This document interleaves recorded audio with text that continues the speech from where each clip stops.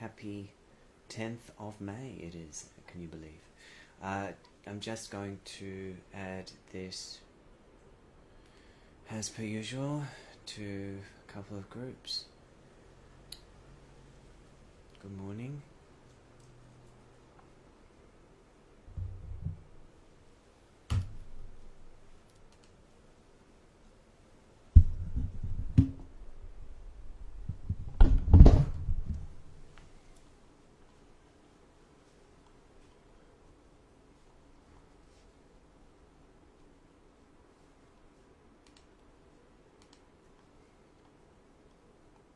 So welcome everybody. I'm just adding this feed to a couple of groups. Please feel free to tag, share, and forward this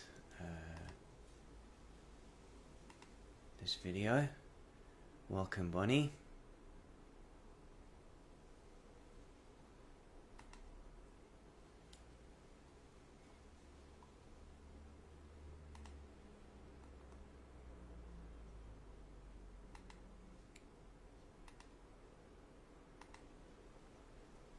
Welcome, welcome, welcome. Hello everybody.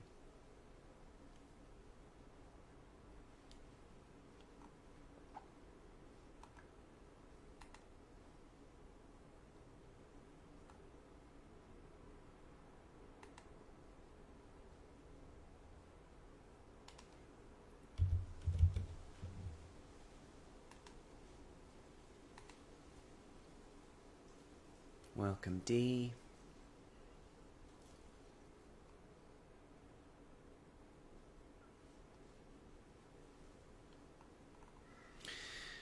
Hello. So I just thought I'd pop on this morning and do a bit of a channeling, see how everybody is after the lunar eclipse. It's a bit chilly here in Australia, East Coast, Queensland. I'm back in Sunshine Coast. Yeah, it's been, we've got a bit of a cooler snap happening post the eclipse. Very big energies, yeah? Very big energies during this last little while, especially I feel the week or two leading up to the, well, really since the solar eclipse, then we moved full tilt into the lunar eclipse energy. So it's been quite a powerful week leading up to the eclipse, and now we're in the kind of, I feel, a subdued, hey Trish, a subdued phase of integration of these energies that we really were blasted with and continue to be blasted with this month of May, I feel. So very big energies, Scorpio lunar eclipse. I did have a group on in Sydney, and I guess the take home messages from that group were really about releasing and letting go of the shadow, of aspects of us that that have kept us restricted. Now these energies, I feel, a lot of them are ancestral and or even past life. So there's been a very I feel a profound release in the matrix of many of us at this time. And these releases are multi-layered, multi-dimensional, very impacting the mind, very impacting the mind consciousness of each individual. And this is to really release us from many binds, restrictions, and trappings from our past. Of course, these energies could have been linked to our childhood and the karmic imprints that were placed in our matrix in our childhood through our family of origin and the upbringings that we went through. But you know, a lot of these experiences we went through as a child were templated into our karma by the family of origin we chose to incarnate into this lifetime because of our previous incarnations and the karma that we already had in our energy fields in these lifetimes. So one thing that we actually experienced in the group on the lunar eclipse was this powerful completion to the 2-hour process where we actually went back to our mother's womb. And I worked primarily with the energy around the 4th eye at the back of the head and the brainstem while we were still in the womb. Because this is where some of the energies got set into the physical body, into the matrix of our current light body. And this is where the physical form of the human was very malleable. You know, the bones had not been fully formed. There was a lot of fluidity in the spinal cord. And so I was working at that inception of the soul light, the light spark into the physical form. And this was really about a deep retemplating, really, of that moment, so that this rebirthing process that we're going through can happen in a less fraught and an easier way on the physical vessel and the mind consciousness. So we are in this very powerful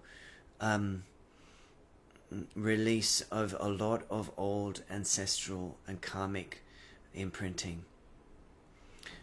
So you may feel a little unsettled, or you may feel exhausted, or you may feel in a very calm and peaceful place. It's very individual, yeah, because this is very deep work, and this is us collectively releasing a veil, so that we can open up to more. What has been coming through with myself, with client sessions when I was in Sydney, but also client sessions online, and my own energy body, is a releasing of certain energies that we would call as star maps within the energy field. I feel that people are holding these energies within their beings, in the chakras, even in the bones, in the organs, yeah. And different people, different star seeds, different spiritual beings, different light workers have these different templates of star maps that have been hidden in their light body or in their organs or in their bones, until it was the right time to release these to the earth.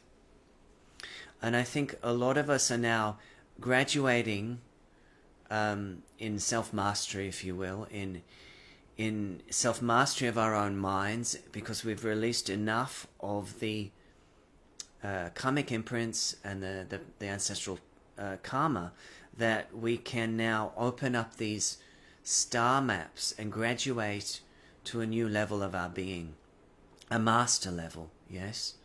Hey Leslie, always lovely to connect with you, my dear. So these star maps are now ready to unfold, yeah, in the energy body of our being, so that we can anchor them in to the earth. And it's like the next phase or the next level of an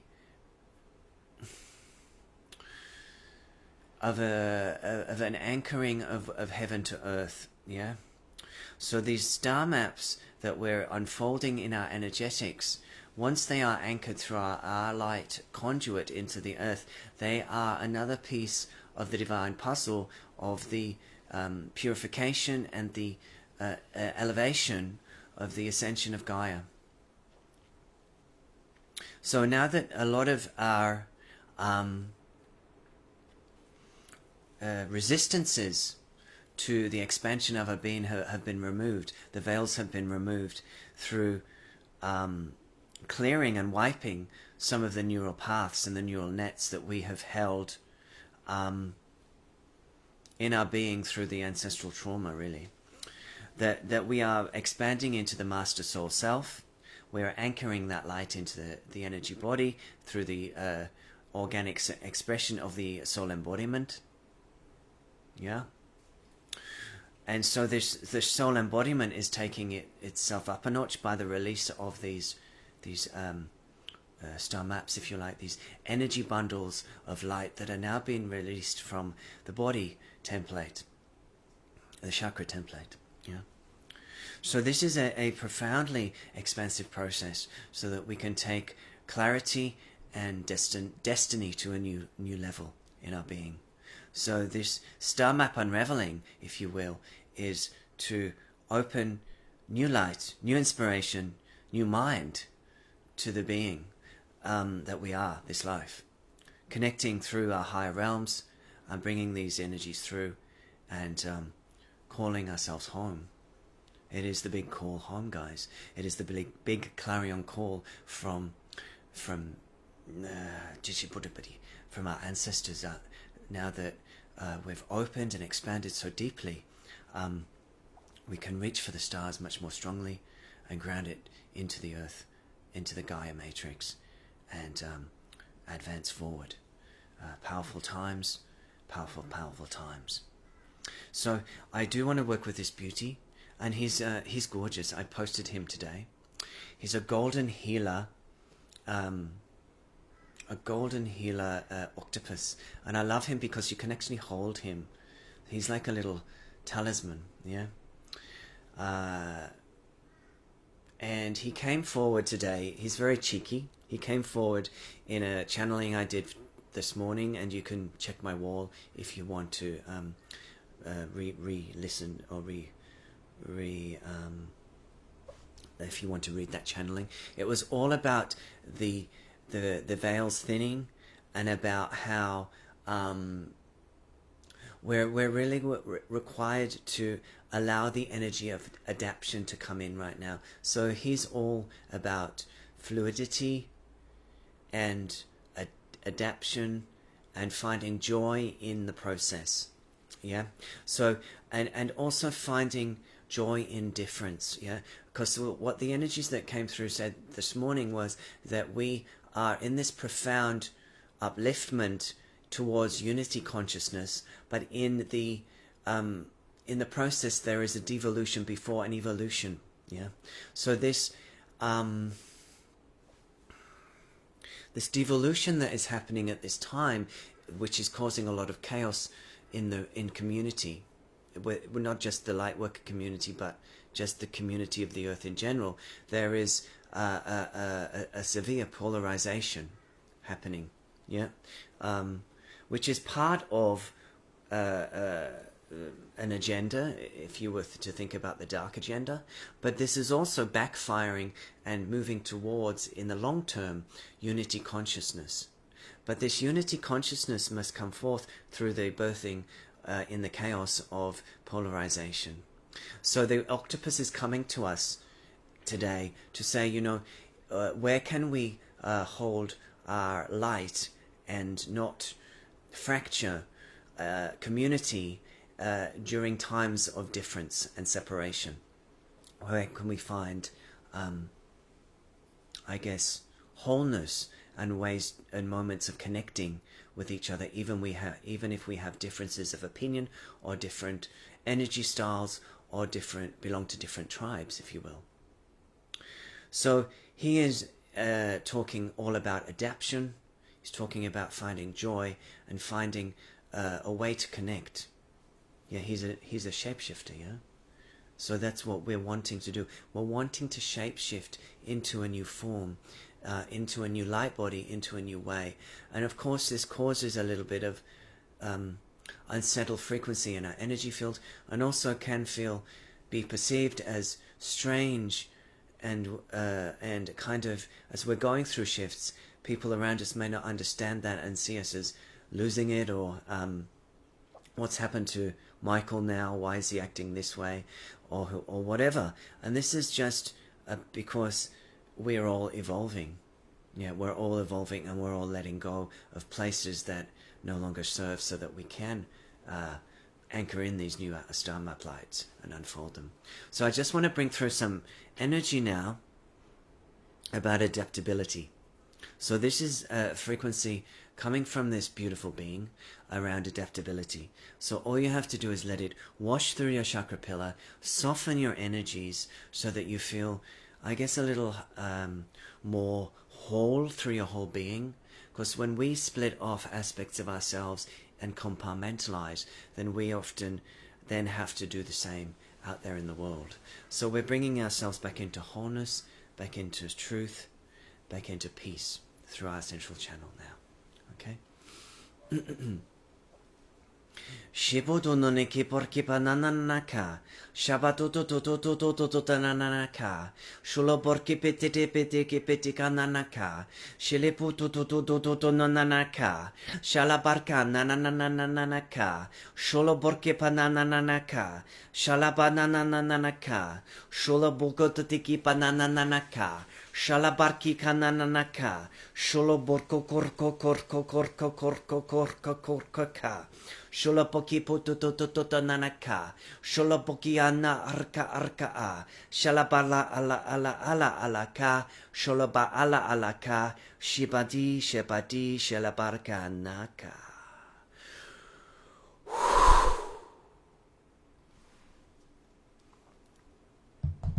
So just taking a deep breath.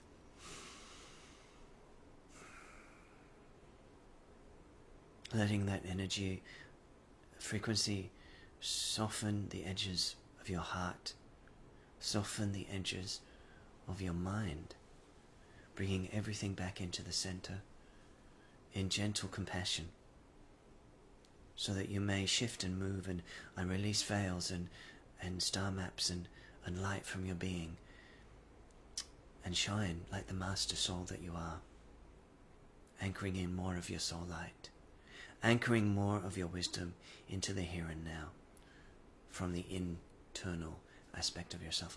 There is one more piece of channeling that wants to come through from a beautiful being that I haven't really introduced yet, but is wanting to be, that's on my right, that just wants me to go and grab. So give me 1 second while I grab him, and I'll be right back, okay?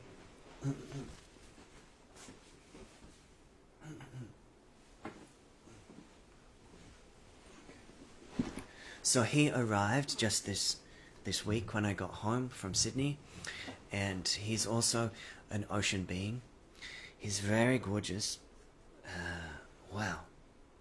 So he is a rose quartz ocean dragon. Ocean dragon, yeah? Yeah. Kind of cute. He's got a bit of a reptilian edge, but don't be afraid. He's an ocean dragon, yeah. So the oceans are really coming forward, yeah. The water, the oceans are really coming forward to speak to us, to help soothe the emotional body, to help bring space and light. And that the molecules, the energy of the water is shifting.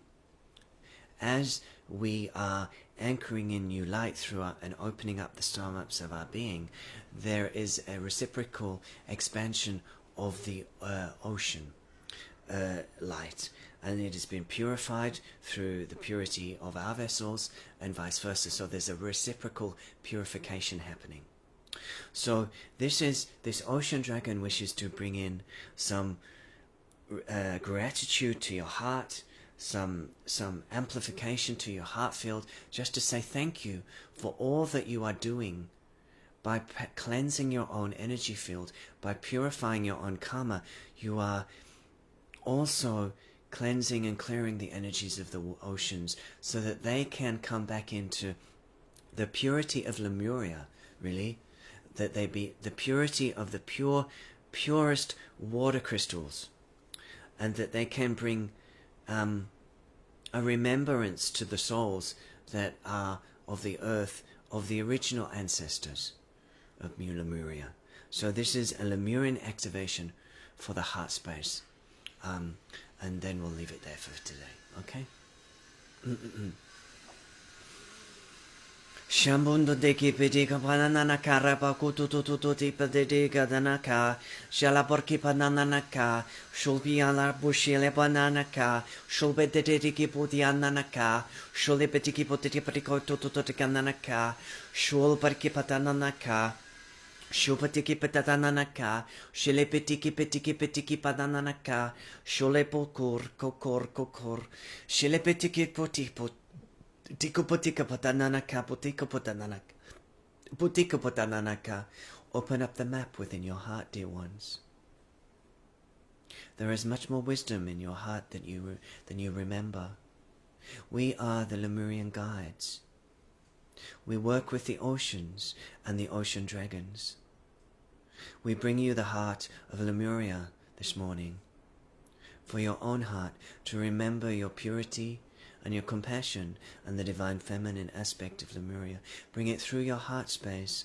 Open up the energetic map of Lemuria that is stored in your hearts. Be the truth.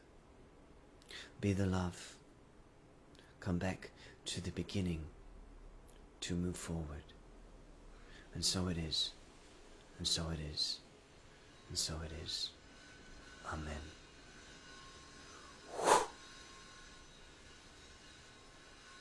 So I just want to say thank you for those that attended the workshop in Sydney, whether it was online or in person. It was a very powerful event. If you feel to connect with that, you can message me privately. It was a 2-hour event, so it's a big transmission. Give your time and self some space, time and space to anchor in the light at the moment. It was a huge event in the last few days. What's come through, what's shifted, what's lifted. So it really does take some time. I've been taking a peek at other people's posts and videos around the astrology of May. It does feel like, you know, this first part of May is just kind of dusting ourselves off, and then the second part of May, much more dynamic in nature. So we've got a new moon around the 19th, 20th. I'll do an event. I'll do an event for that one, for sure, probably online. If you do feel to work with your energy body at this time and work with these star maps that I've been guided to open for people, you might want to reach out for a one-on-one if that sort of grabs you. No worries if it doesn't. But you know, just supporting your being, grounding, anchoring, using water to purify, as always. So sending you much love, blessings. It's big, guys. It's big, and I think we're moving into a whole new phase, and it's exciting. So thank you. Take care. I'll be in touch. I'll keep posting little bits here and there. So much love and blessings at this time. Take care, guys.